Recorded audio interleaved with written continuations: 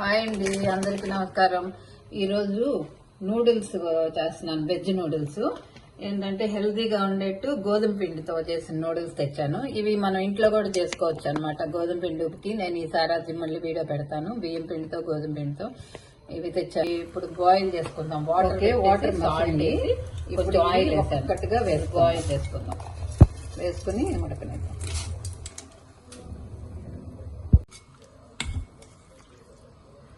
ఇలా కలుపుకుంటా మెల్లగా ఇరిగిపోకుండా కలుపుకుంటా ఉడికిన తర్వాత ఏం ఎరగవు. ముందు కొంచెం ఓకే. ఇప్పుడు అయిపోయింది. మనం ఇటు నొక్కి చూస్తే తెలిసిపోద్ది అనమాట. ఇంకా డ్రైన్ చేసుకుందాం. ఓకే, స్టవ్ ఆపేసి డ్రైన్ చేసుకుందాం.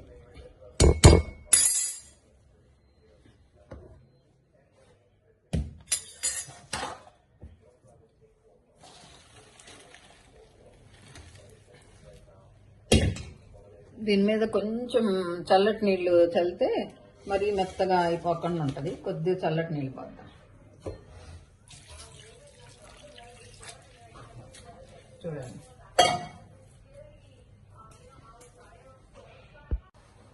ఓకే, నూడిల్స్ బాయిల్ అయిపోయినాయి కదా. ఇప్పుడు కడాయి పెట్టుకుందాం. మినప కడాయి పెద్దది పెట్టాను. మినప కడాయి అయితే టేస్ట్ బాగుంటుంది, మంచిది కూడా.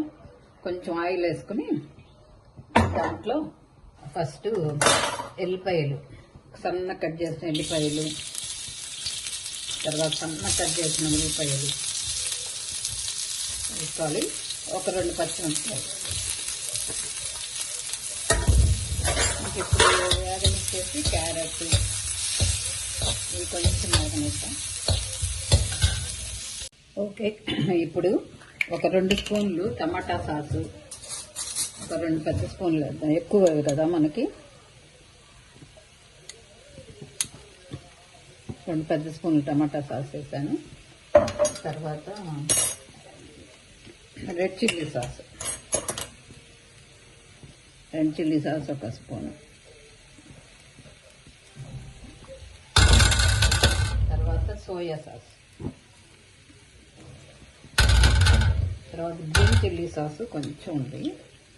గ్రీన్ చిల్లీ సాస్ కూడా వేసుకుంటే టేస్ట్ ఉంటుంది.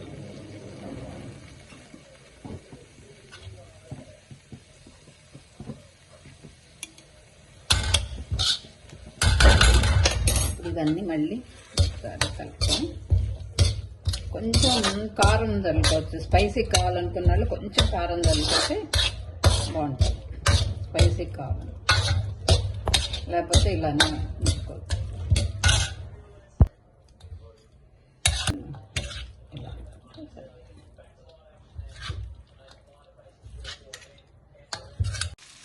తర్వాత ఒక స్పూన్ వెనిగర్ కూడా వేయాలి పైన. స్పూన్ అంటే కొంచెం పెద్ద స్పూన్తో స్పూన్, ఎందుకంటే నాది ఎక్కువ నూడిల్స్ ఉన్నాయి కదా.